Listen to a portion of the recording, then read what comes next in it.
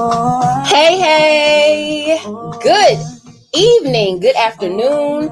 Some places it might even still be morning. I don't know. Hey, good day, everybody. It is Alexia of CocoLife.Black, and we are here to chew on a few things. We are back in effect. It is 4 p.m. Eastern time here, and we cannot wait to converse with you today. So welcome to What's the Chew? Come on, everybody. Has anybody ever heard this song before? I was kind of vibing on a few songs in my playlist, my NDIRE playlist on Pandora, and this amazing song came up. Just listen to the words a little bit.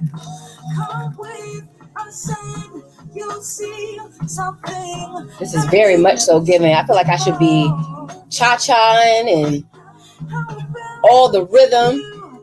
Hey, everybody. Start your watch parties. We are listening to Altitude by Tiana Major 9. Let's go higher, y'all. Come on in. Hey, everybody. How y'all doing? I see you in those comments already. Hello, hello. Greetings, everybody.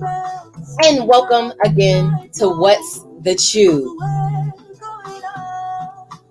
Hello, hello, hello to you too. Greetings, greetings, everybody. How's everybody's Sunday going? Drop those in those comments. Let us know how your weekend was, what you're looking forward to for the week. We are just super excited to be here with you today. It is episode 8. Can you believe it?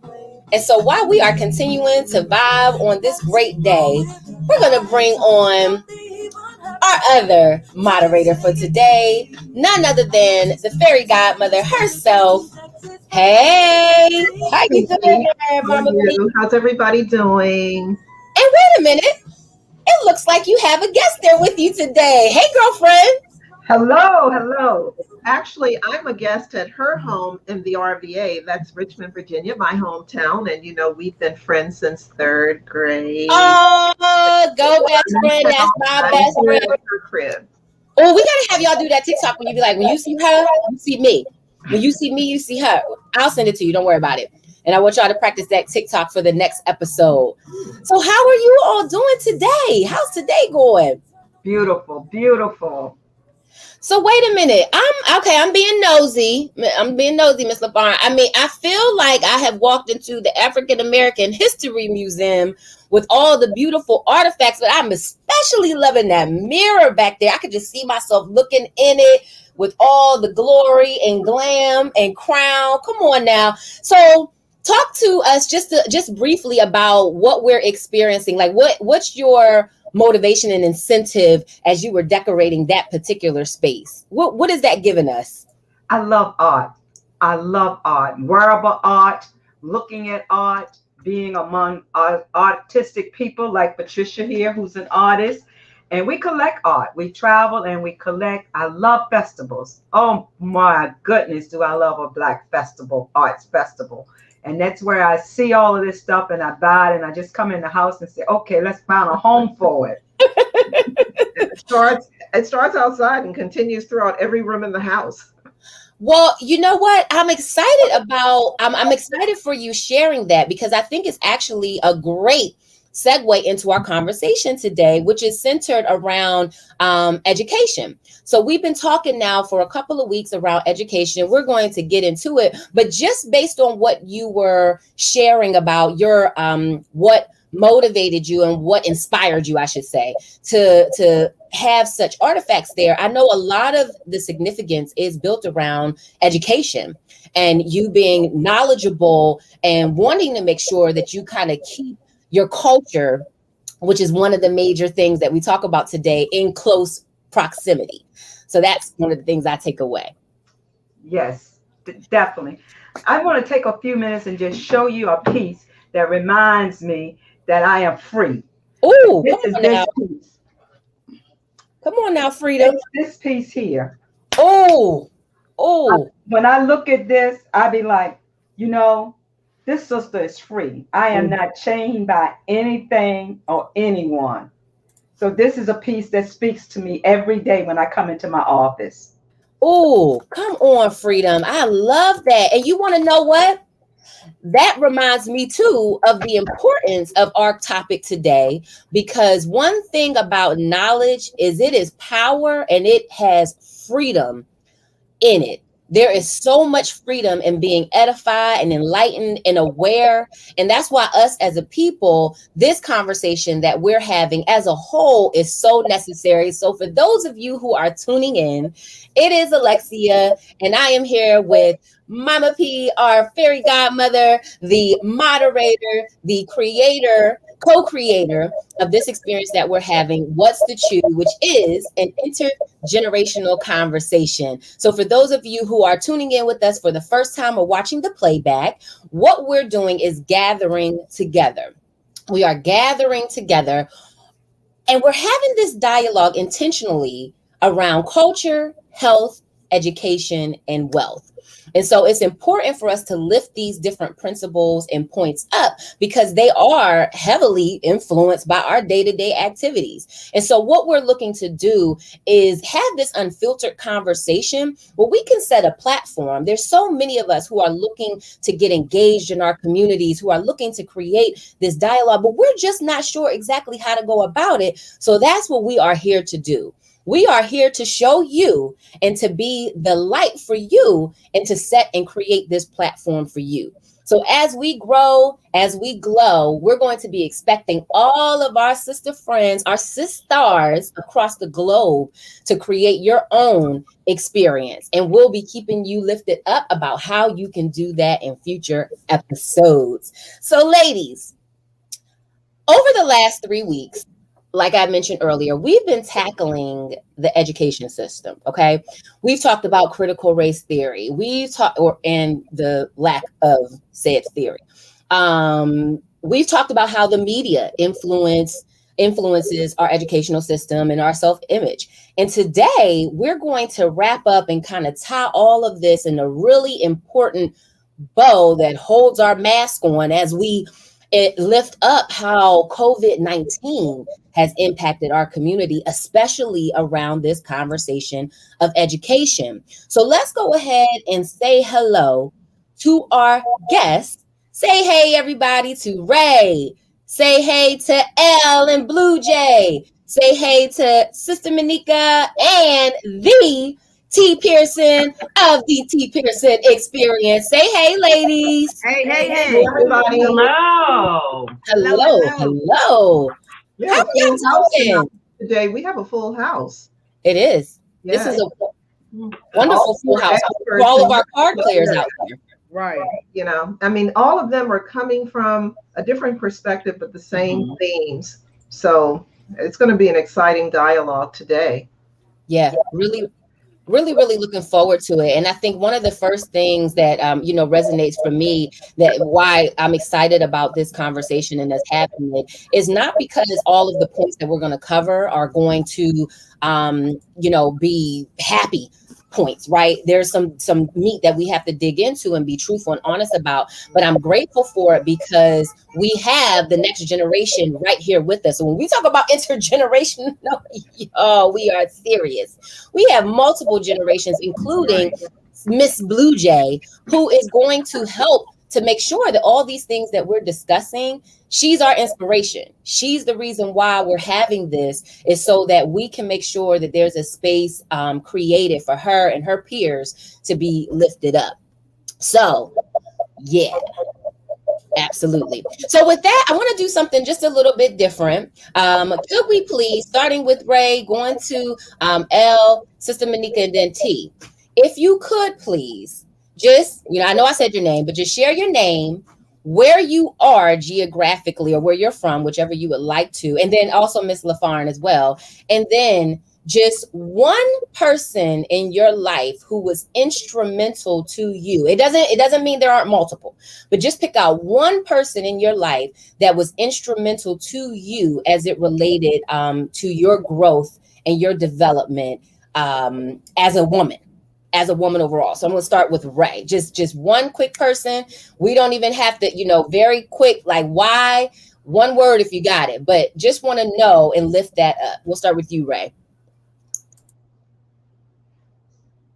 Hold on, but you got right. I'm Ray, and I am in the DMV area.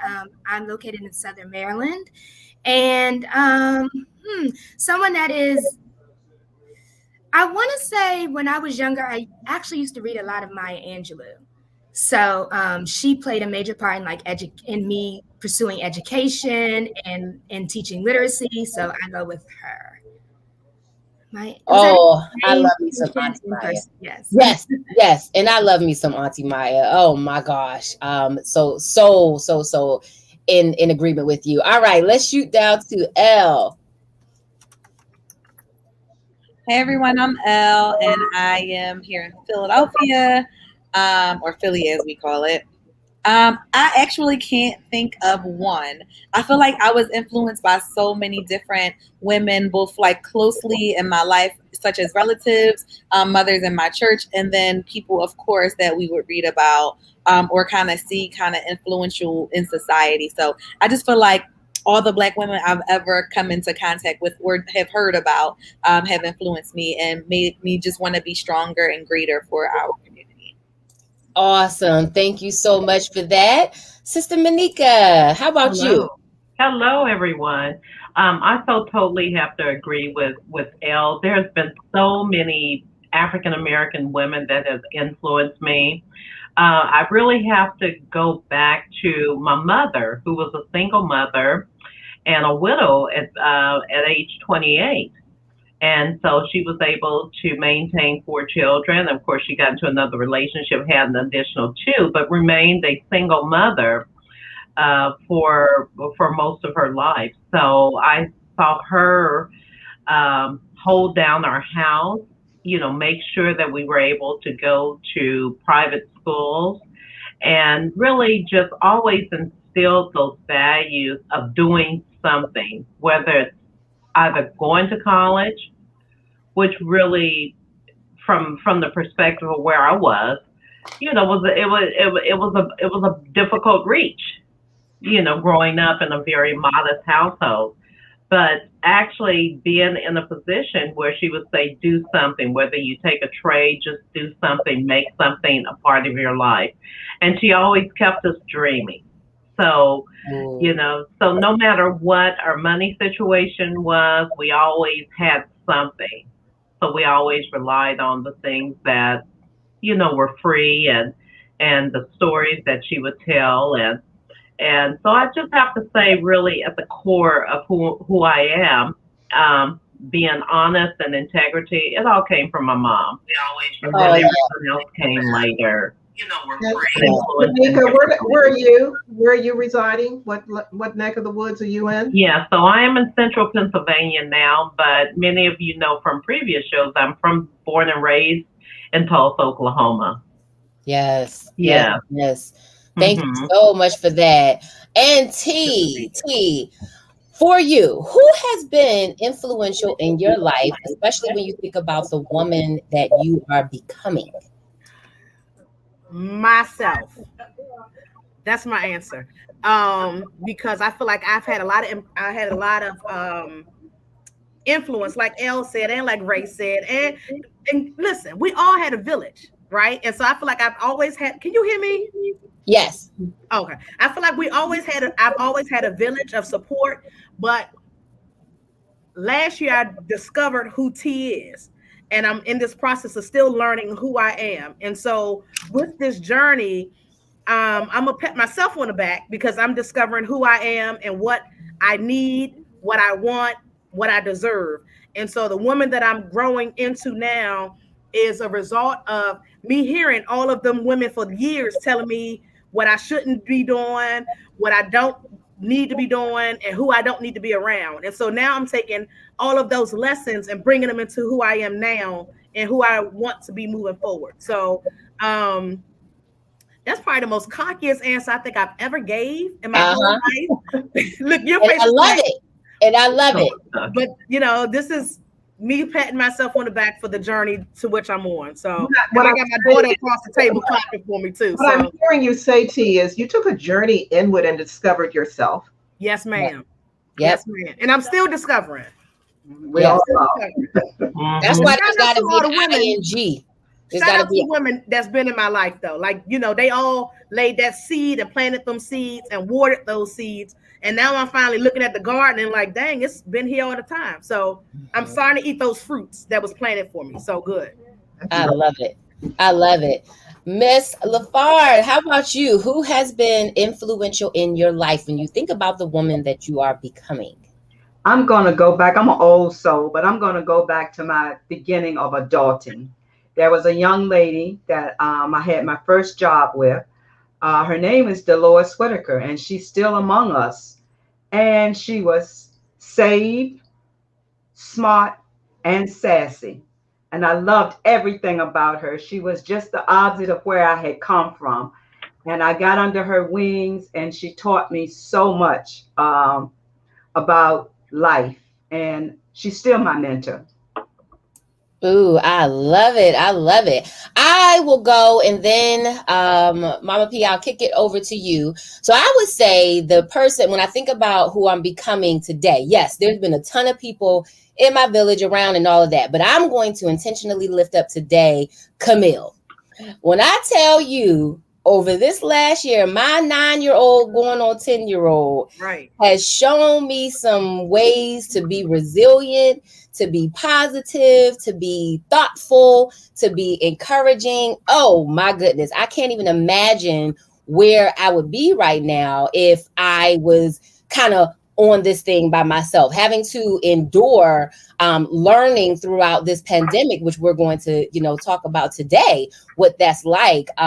Yeah, she absolutely has been very influential to me over her 9 years in discovering, but most recently just receiving a lot of the lessons she's been able to give. And I wanted to be very intentional to learn from her as I continue to grow. All right. And last but certainly not least, Mama P, what about you? Who has been influential in your life when you think about the woman you're becoming? Well, I've mentioned her a couple of times. She was Maida Springer Kemp, and she was a single mom, and she was a part of the Garment Workers Union. She was mentored by A. Philip Randolph. She was the first African American woman to represent the AFL-CIO abroad. She established labor schools throughout Africa when the new administration of Black leadership came in. And so, because I like to cross those bridges to other countries of women and bring sisters from here along, I see her back in the 1930s who was doing phenomenal work in the area of her expertise. And she's in my head. She's gone, but she lives in my head. I love it. I love it. I love it. And shout out to all those who have been influential in your life. Shout out to those who are thinking about the own persons in their lives who have been influential. And shout out to us for looking to be that influential person in someone else's life. When we talk about what's the chew, what we're here to do, this is about legacy. Everything we're doing is about creating and answering the question, how are you creating your legacy? And we can't talk about legacy without touching on this very, very, very important subject of education. We can't. It's impossible to talk about legacy without thinking about, and not just for those who are tuning in, we're not just talking about the traditional sense of education when it comes through like K through 12 and post-secondary and, oh, where'd you get your degree from and your certifications and things. Those are absolutely a big part of it. But we are talking about as a whole, specifically education. And like we said, we've been covering this over the last 2 weeks. So today being our third week, there's been a lot that our system has tackled, right? That we have tackled as villages, whether you are parenting a child during the pandemic, directly as a part of the village or indifferent, there's been a lot that we've gone through. And there's a lot of loss that our kids have experienced. And so I think one of the things that it started me to thinking about when I think about loss, right? We think sometimes in terms of just death, in the literal sense of loss and death. And there's a grieving process that goes through that. But for our Black and brown kids, our Black kids and our Black community, the loss is sometimes even more significant. And so, T, I was thinking about Lonnie. And I was thinking about a lot of what she has gone through over this last year, again, in the pandemic. And so I want to know from you, like just in what your experience has been over this last year and a half, what has been the significant losses in your household that have been experienced, and how have you guys kind of managed that? Like how have you managed that? Well, so first of all, she's sitting right here, and so soon as she heard your name, she was like, "Yeah." So now she's Right. trying to see if I'm gonna get the right answer. Now I feel judged and I feel under pressure. What you say? You want to hear what I gotta say? Oh, okay. So she said she want to hear my point of view. So, in our house, we've had a couple of different losses. We have lost family members as a result of COVID. We've lost family members as a result of just poor health, right? Or accidents and things like that. But we're also going through a process of the loss of a marriage, which a lot of folks don't know, and they'll know when they look at this episode or read in between the lines. And so it's kind of been an adjustment for just the household of transitioning from a married household, but a household of friendship, if that makes sense.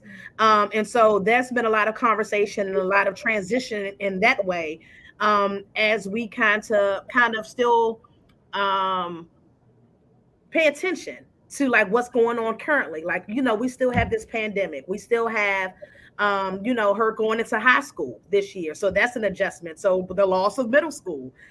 She turned 14, this year. And so like, it's the loss of like another year, but like the exploration of a new year.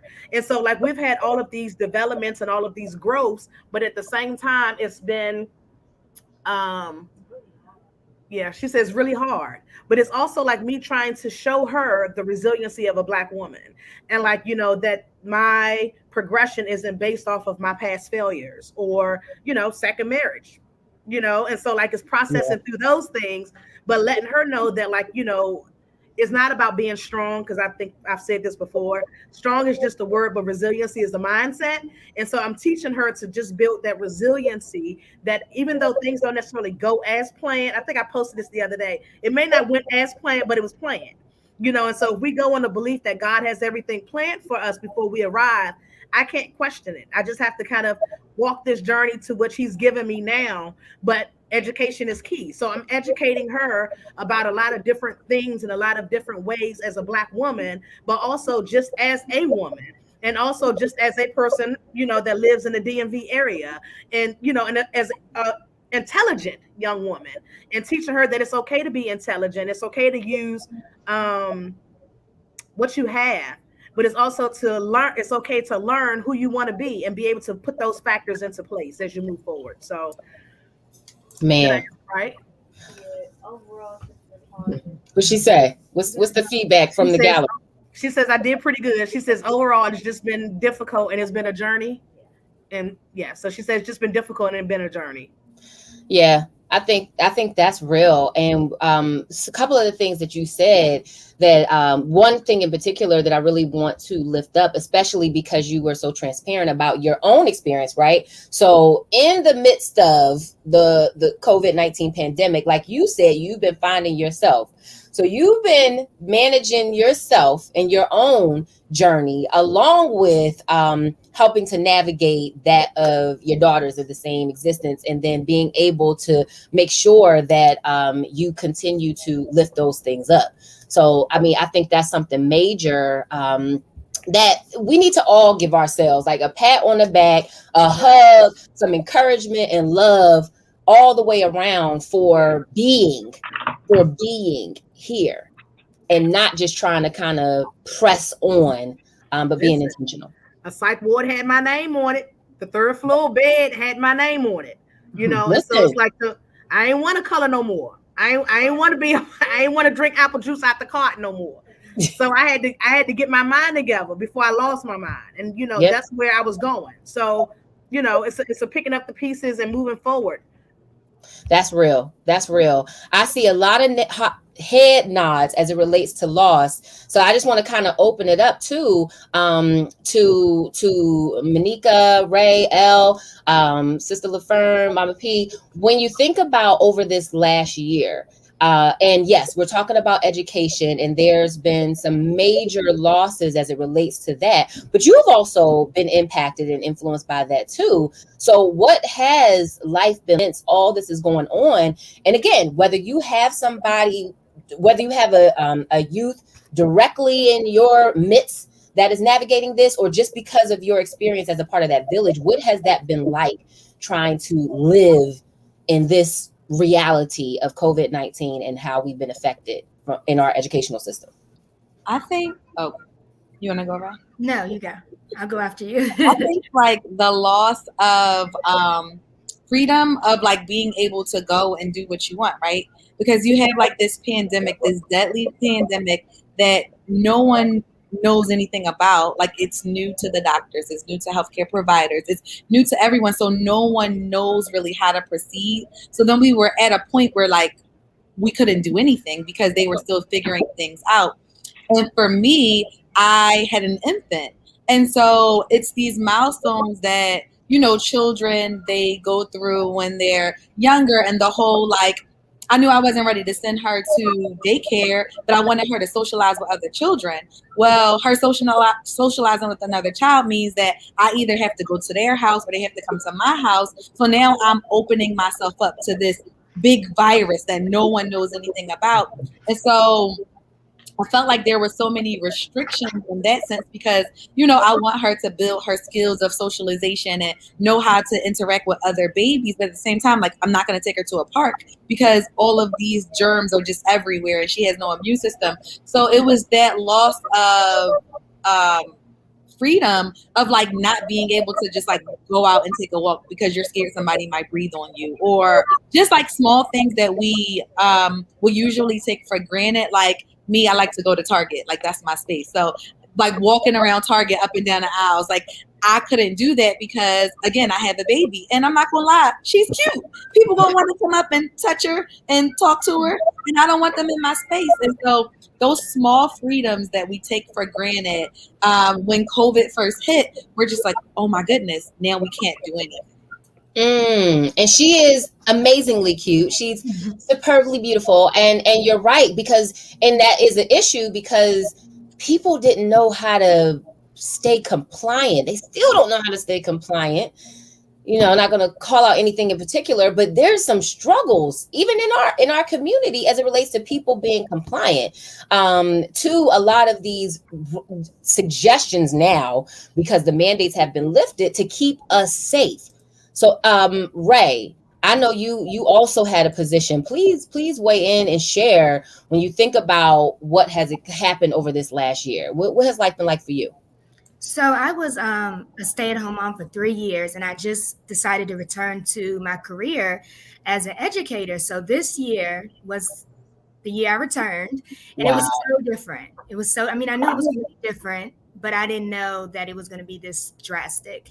And so I had to definitely switch gears to what I was assuming was going to be the space of, you know, my previous education experience. So I was a second grade teacher, and the students, I think I was conversing with the parents so much this year. And so I think I got a loss of control kind of over my classroom. It just took a couple of months to kind of get our rhythm, the students to get their rhythm. I think the students had, like T said, a loss of social skills. No, I'm sorry, L said a loss of social skills. And of course we had loss of family members, and my students lost a lot of family members. So it was just keeping their social emotional health under control in the classroom. It was keeping their social skills abreast, I guess, in the classroom. It was very different, very, very different. I also have 3 children of my own. So it was it was a lot. It was a lot this past year. But I think Thankfully, my children actually flourished being home. But I know that's not the case for a lot of different homes because, a lot of different careers don't allow you to be home Right. for a lot of parents. So I definitely understand the blessing that it was. But I do know that I had a lot of different backgrounds for my students from day to day, from week to week. I'm like, oh, you're in a new space? Yeah, I'm over, I'm here, I'm there. And it was just like, it was a lot for my students. It was a lot for the children. So it was a lot of losses in a lot of different areas of our life. I'm happy that we're discussing it. Yeah, yeah. And thank you, Ray. And again, I couldn't have said it quicker myself, T. Shout out to the teachers. They are the MVPs. I can't tell you how glad I was not a teacher. I'm so sorry to say that out loud. But when I tell you I'm so grateful, I've always, and I think all of us can say that we've always been very grateful for the work good teachers do. And intentional educators do. But this last year, especially those of you who were just really pushing, and we're talking in all sense, like again, like Elle said, the educators at the preschool level, the daycare level, on up to the college, wherever, however you were educating, it was just really intentional, and we appreciate that. And there was one thing that Coach Robin lifted up last week, and she mentioned, and Sister Monica, I just want to kind of get your thoughts on this piece too, and whatever else you would want to add as well about the losses. But she mentioned that, speaking of losses, there is a 30 million word there was a 30 million word gap in our neighborhood simply because children weren't being read to, right? That was before the pandemic. Now we're in a position to where we have to figure out what life is going to be like for many of our youth, and how we can get them into a thriving situation. So if you could, on both of those levels, what was some of your experiences over this last year, and then thinking about our system, like educational system, and the disparities that were already present, what is it going to take? What would you say needs to be kind of our first place to go to as it relates to restoration? I mean, there's a lot there. And when we look at the disparity in 30 million words being lost within the African American community, I can actually see that. So I'm going to give you an example just based on where I live. I live in Hanover, Pennsylvania, and my taxes go towards a school system that has a total of 900 children. In the system? A school system, two elementary schools, a middle school, and a high school. A separate school system where my major tax dollars are going towards educating 900 children. Okay, with less than 100 kids graduating per year. And what's really advocating for them to have that many students is the large Latino community or the Hispanic community that we have in the area. So when we look at that and we look at the tax base and the mill rate and what we're paying for taxes, we're looking at a fairly wealthy school system that cannot measure up to a school system like the Philadelphia school system or any of the surrounding areas. There's just not equity there. There's just simply not equity. My sister is a chief schools officer in Arlington, Texas. And just to give you an idea of the inequities of all the school systems that are in Pennsylvania, and there's inequities everywhere, of course. She manages a school system that supports 60,000 children. In York County, we have, I believe, 23 school systems with less than 50,000 children. So we're not talking about a major system to be with, but you have all these different entities, just as my town, which is 1.5 miles in diameter, supporting this school system. Okay, and so just to give you an idea of that, and the reason why I wanted to say that is that we know that the pandemic had some impact on children learning.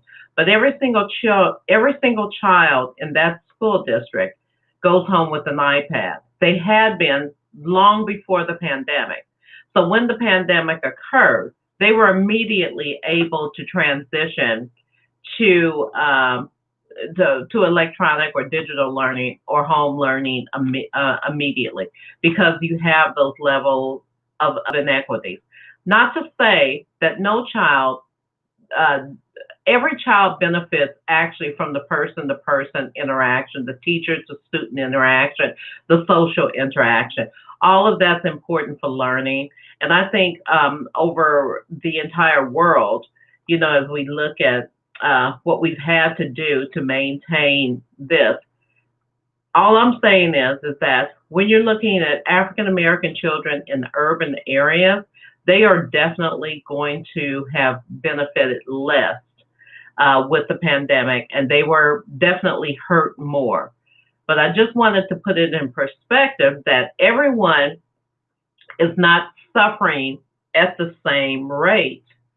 And it's based on how education funding is inequitable to persons of color, primarily those in bigger cities or bigger towns like a York, Pennsylvania, or Harrisburg, where you'll have your majority of African Americans, or Philadelphia, or a Pittsburgh. But the surrounding schools are doing well. In terms of myself, all I can say is that I only understand from everyone's perspective with regards to having children where they are, because there's also those other issues that have come about with children and parents that are working outside the home. And some of them, especially in some of the school systems here, some of our more vulnerable communities, saw them lose a lot of jobs. And there was a lot of instability in terms of, how they were going to continue to possibly even live in their home. So, there are a lot of things that are going on that impact communities, both big and small, that is going to have one for many months to come, if not years to come. And I just heard they've just extended the rental assistance or the rental agreement till September 30th. So that's going to buy people a little bit more time. But, we are nowhere near the end of what's going to happen in terms of how this pandemic has impacted us. So we're going to be really busy trying to catch up at least to where we were, which we weren't at parity anyway. But how do we go beyond that so that we can move forward as a community? 100%, 100%. Ray, you wanted to weigh in on this piece. Yes, I agree with I want to say it's like a state of emergency for our children that are in, for our culture's children that are in the public school system. It was already a gap in education, and with a lot of the parents of our communities or our underserved communities not being able to give the time because, they have jobs that don't provide the time or the resources in order to stay home and read at night or, do different things like that. There is a state of emergency, and I challenge teachers of our children to step outside of the curriculum and really provide what our students need. And I read this book. I want to say someone on here gave me this book to read, actually, Cultivating Genius. Did someone on here give that? Cultivating Genius. Do you I remember feel like I remember That sounds like a list of the books Professor we got. Professor Valerie. Yes. Yes, and I Dr. started reading this book, and it talks about hush harbors and literacy societies during the transition of. This is the beginning of the book, so I'm like in the middle. But during the transition from slavery, when more um, people of African descent were starting to transition to free Blacks in America. Right. And they talked about how hush harbors and literacy societies were like a secret, but they taught them how to read and write and how to comprehend and how to produce information that helps the society. And that's how they learn literacy. And they were very interested in the subjects and things like that. So I definitely challenge the teachers, Black or white, that teach our culture's children to provide the literacy components that they're interested in.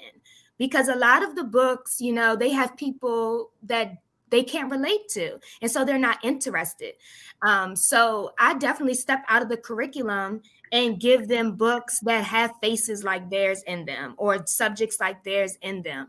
And that has definitely, I know, helped the literacy in my classroom or, my partners around, but that's definitely will help with bridging the gap Yeah. that you're speaking of with the words, the amount of words that our students use.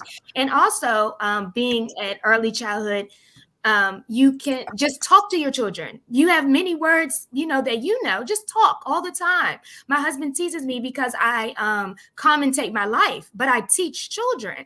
So I'm like, let me go get this pencil. Let me let me get this boiling water. So now they know the water is boiling. This is a pencil, so it doesn't have to be, oh, sit down and read a book every night, because we know that a lot of underserved communities, the parents aren't able to do things like that. Right. So you just Right. have to meet them where they are, and that's where they are. I see a finger up, and I gotta make sure I get to our besties and get them to weigh in as well.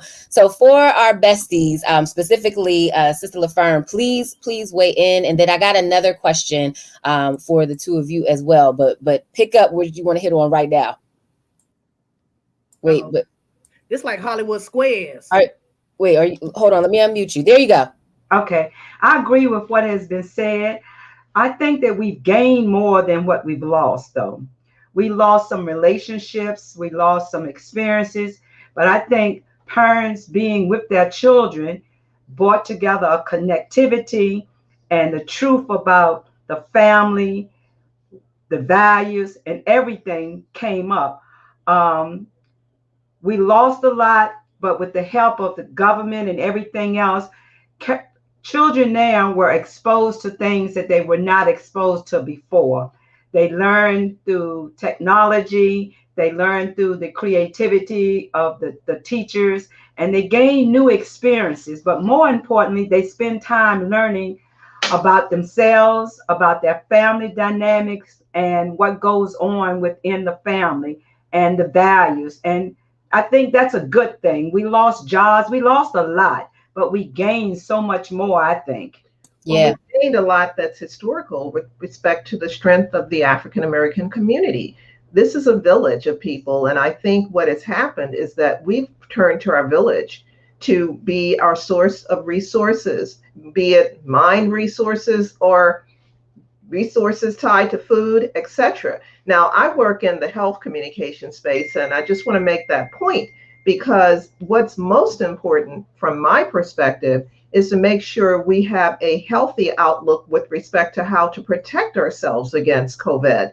Because now with a variant, this is supposed to be equally, if not more powerful. And, we're the first to die in such cases because of the healthcare system not always being tuned into what we need. And so I just look at this as a very interdisciplinary process. It's all very integrated. It's the school system, it's the parents, it's the teachers, it's the how what these kids have experienced from trauma in their households owed to losses. It is so much that's involved, but it's a very simple thing. Protect ourselves, protect our communities, be healthy, recognize that you have value, recognize that you can't always believe what folks are putting out there because there's so much out there now that breeds hysteria tied to something that simply protects us. If we have childhood vaccinations and they haven't harmed our children, why do we think this vaccination is going to harm us? If we had polio in the 1950s and it was eradicated by just taking that little pink sugar thing that we took as children, then really why not protect yourselves and protect your family and your community? That's major. And before we start to wrap up with one of the final points, I just want to lift up. I just want to hear from T really quick. I know you had your had a piece you wanted to contribute.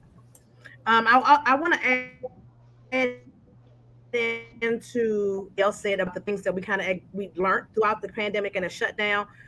But I would be remiss if I didn't mention the other side of it, which is the abuse factor. And Ray know because what we knew before the shutdown. Let me plug my computer in. What we knew before the shutdown um, is that people were going through things and that kids were kind of going through things in their household. And so what the shutdown did was made them have to stay in that environment.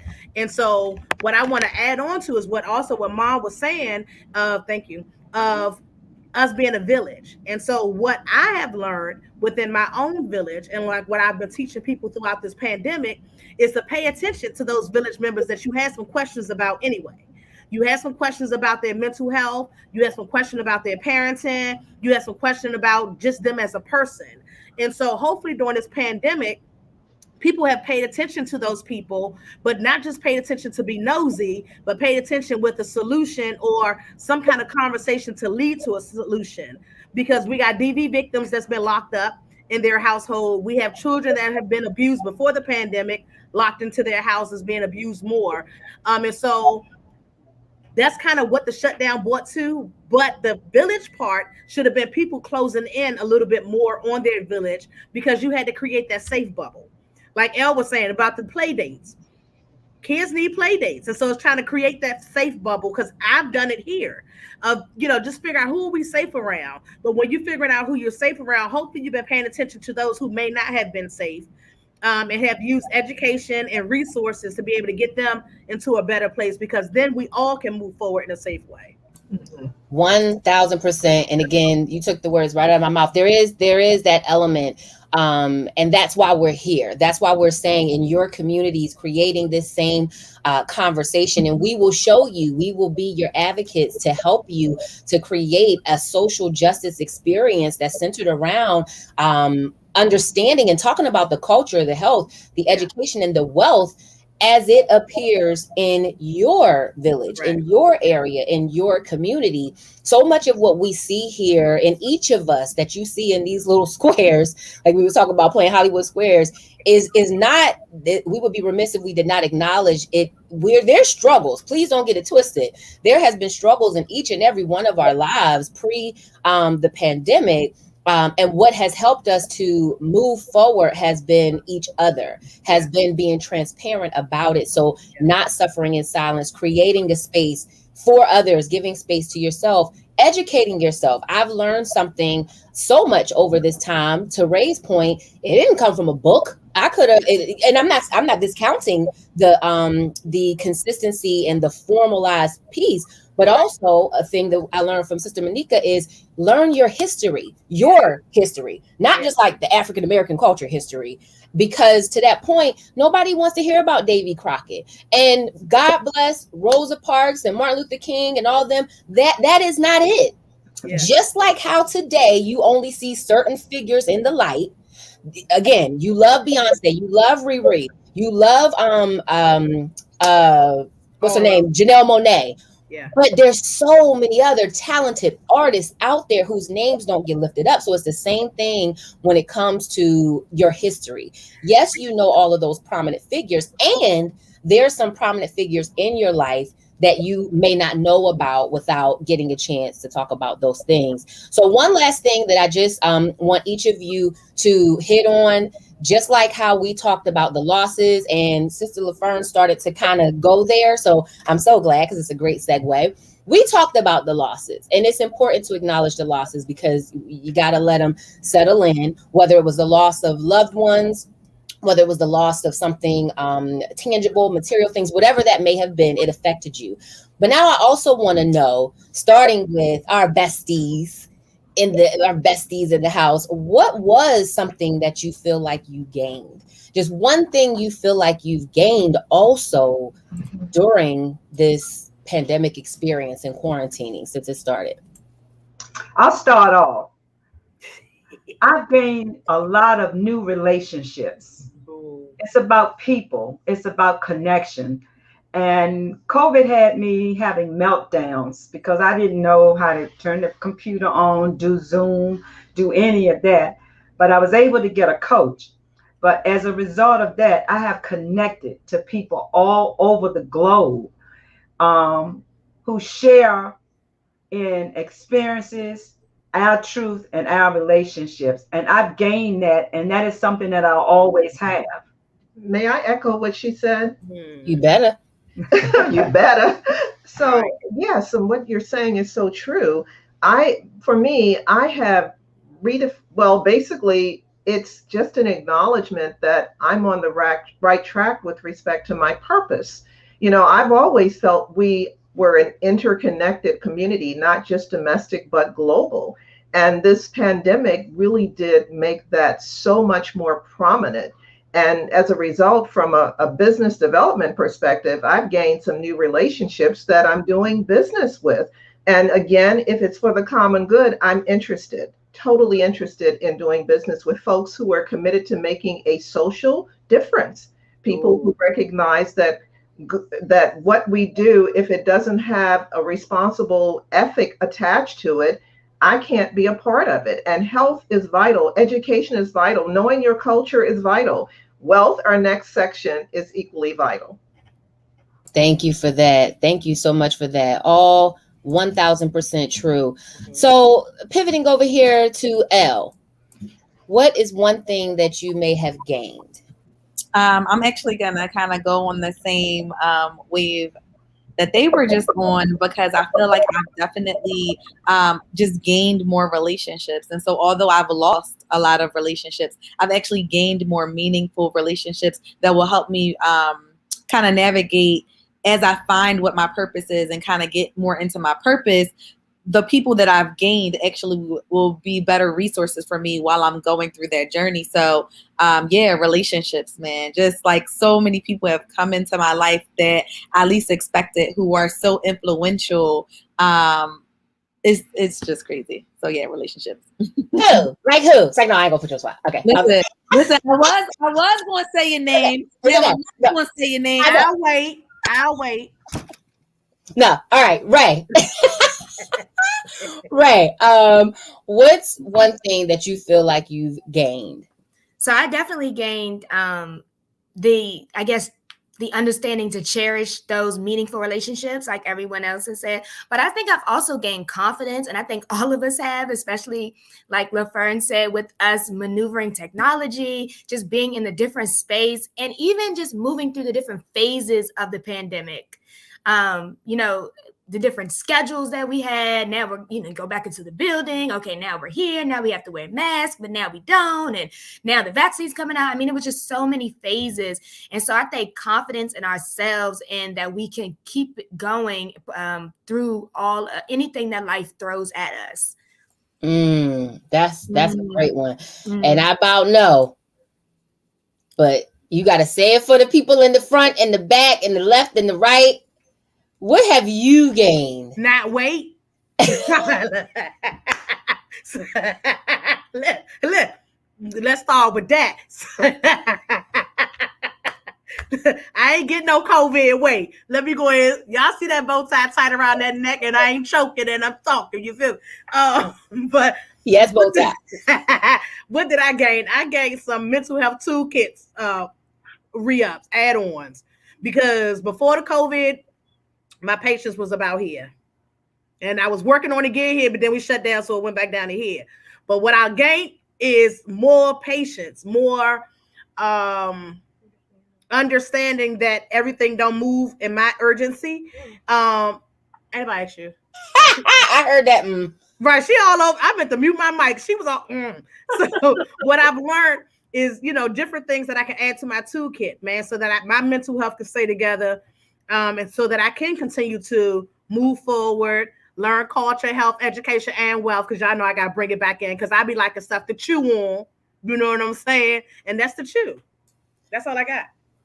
Awesome. Love it. Love it. Love it. Sister Monica, what have you gained? Well, definitely during the pandemic, we've gained perspective. Oftentimes, people are judged and perceived based on maybe their body language or whatever is happening. But what I do know about the workplace is that it really shows who's really doing the work and who's not during the pandemic. And so, so really, you were able to demonstrate from a workplace perspective, how well you really did your job and how well you're able to pivot in that environment. And I think it's just been a lot of creativity that has happened as a result of COVID for many of us in the workplace, even in education. I've seen those same things, Tia and Ray, when you all talk about the pivots back and forth. Do you wear masks this week and next week? We see that, and we've seen that experience in all school systems. So bravo to all the educators. Yeah, just bravo to you all. I do want to give a shout out to with regards to literacy. You all talked about literacy, and I don't want to take a lot of time, but I just wanted to remind you that education is everyone's issue. It's not just the school teachers, it's not the parents, it's the whole community involved. So, so a lot of these organizations, private industries, they should be utilized. And we work within industries too, where they should be helping and getting into those classrooms and helping with programs like literacy. Virginia State University is looking to do the James Arthur Baldwin Symposium on November 5th, 6th. And that is going to be a phenomenal event. But they're going to have a focus on literacy for children and, how to do that. So definitely go to Virginia State University's website to find out about that. But partnering with our academic institutions, our private industries, all of us, especially in the work environments that I work in, are always looking for ways to elevate people in our community to work there. And so if they are initially at the beginning of the stages when it comes to literacy, or if they are sponsoring literary societies or literacy societies, it helps to empower children as they move up. Because once they get out of school, they're not going to go back and get a GED or learn how to read. I mean, it's just not going to happen. So you have to kind of meet them where they are. And Yeah. so we know that from where it is. But it just helps us all when the entire community includes our private industry, our academic institutions of higher education, and our public sector employers as well. Thank you. Thank you so much for that. And as we wrap up for today, I think the one thing I'll just say that I gained over this last year was confidence. And so I appreciate the ability and opportunity to be stretched. We don't oftentimes make room for that. We kind of just go through it. And then once we realize what it was, we're like, oh, I'm so glad I went through this. And I see maybe this, but I want to thank God for just the confidence that I've been able to develop in so many other areas of my life. So we want to thank you all so much for joining this dialogue. We, as always, have given you a lot to chew on. And we want you to start these dialogues again with your own tribes. We want to give a special thanks to the African American Heritage Association of Virginia for hosting this platform. We want you to continue to catch up on previous episodes as we start our conversation around wealth next week. So go subscribe and share the Facebook and the YouTube, Patricia Evelyn Green and the Patricia Evelyn Green group on Facebook. You don't want to miss any more chances to join in and add your feedback as well. So shout out to all of our guests today. Thank you so much for joining. Thanks so much to T. Pearson. Go follow. Thanks so much to Sister Monica. Big thanks to Elle. We said she does it all. Big thanks to Ray as well. And Sister LaFern, we thank you so much for joining in. To all those who weren't here, we miss you so much, but we'll be seeing you again soon. So peace and blessings. Have a great rest of your day, everybody. Thank you. Be blessed. See y'all.